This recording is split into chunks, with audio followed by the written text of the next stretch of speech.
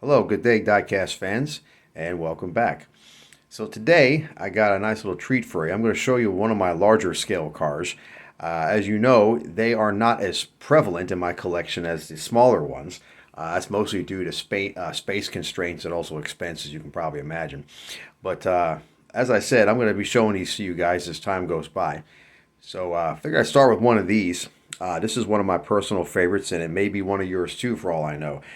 I may recall a little while back, I did a video on what enthusiasts refer to as box Chevys, and I told you I had a larger scale one I was going to show you, and this is it right here. So this is made by the manufacturer Corgi, which is based out of Great Britain. And Corgi made generally two different sizes of vehicles. This size here, which is generally between 143 scale and 136 scale. I think this one's a little closer to the 136 scale. And they also made what's called Corgi Juniors, which are around the 164 scale. Okay, and I have several of those as well. But there's a little story behind this car that spans over 45 years, if you can believe it. And I'm going to tell it to you, but I'll make it quick as I can. So this model is a 1979 Chevrolet Caprice Classic that Corgi did. And they made this in several versions.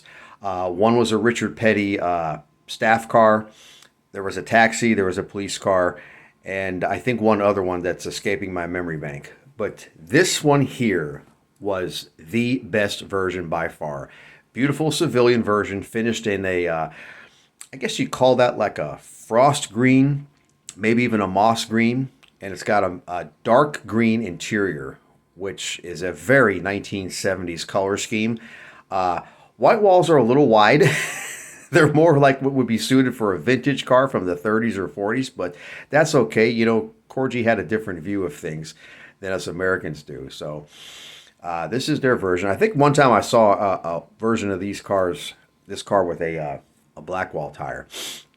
But anyways, here's the story behind this car.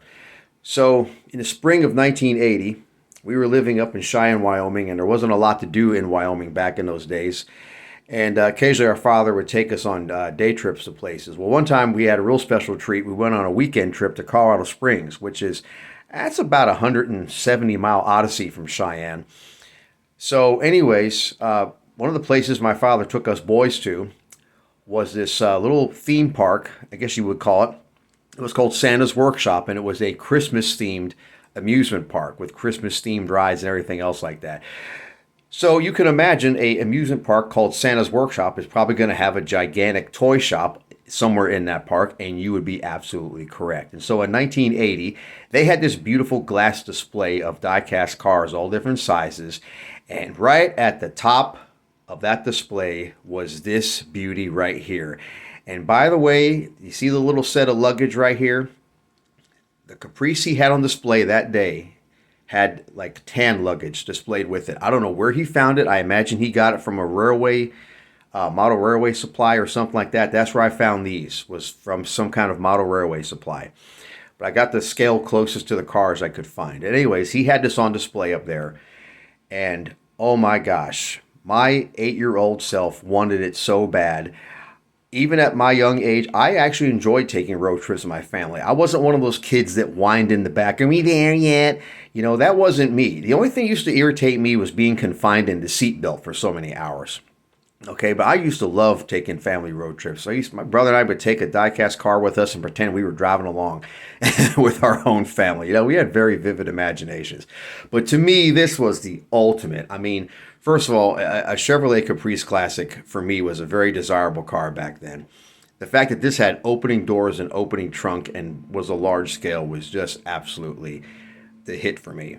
So, of course, I asked my mother, and you can imagine her answer was a big fat no, because that's a Christmas or birthday gift, Billy. You can't have that. Well, I knew this was in what, May 1980? My birthday wasn't until September. I knew this car wasn't going to be available by then. Someone was going to buy it. So I was crushed, as you can probably imagine, as a kid. But then years later, I'm a grown adult, and I got to thinking about that, and I said to myself, I wonder if I could find that beautiful car on eBay. Well, I did. I had to go through several versions to find somebody who wasn't a complete idiot with the prices. I saw a guy that had one of these cars Perfect in a box, in the perfect box, I might add. And he wanted something like $125 for it. And I said, no, I don't think so.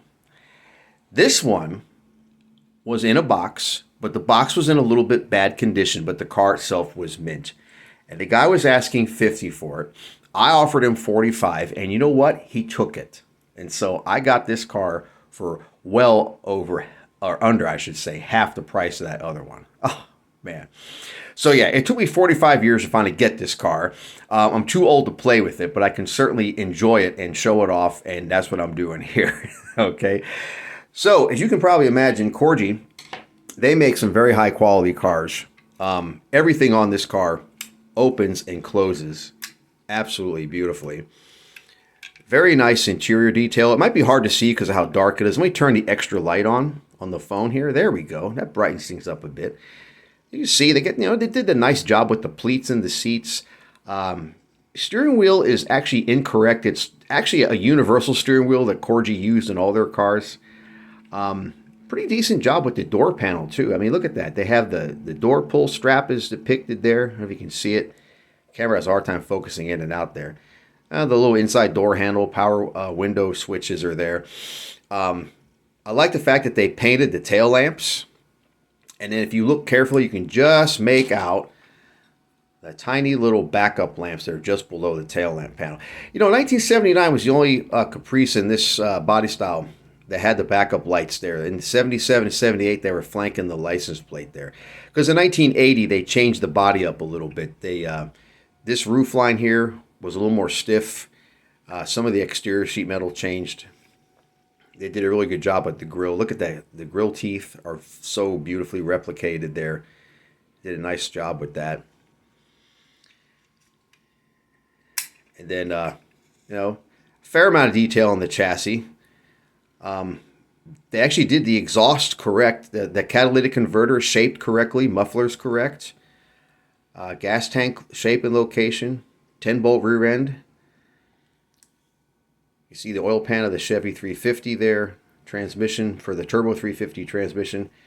Pretty accurate representation of what the lower control arms look like. So they put a fairly decent effort into the chassis on this. You see right there it says Corgi. Kind of hard to read with the black there. And then I think over here is where it says Made in Great Britain. That's very hard to make out. Very nice rolling wheels. And when you open the trunk up, you see it's got the same dark green floor that the interior has, which is a nice touch.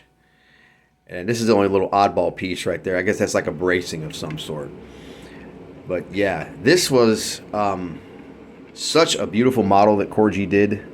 And also kind of an unusual one. I mean, I don't know why the 79 model Caprice is so prevalent in diecast circles, especially with, you know, the ones that are not the mainstream ones like Play Art, Corgi, and all that.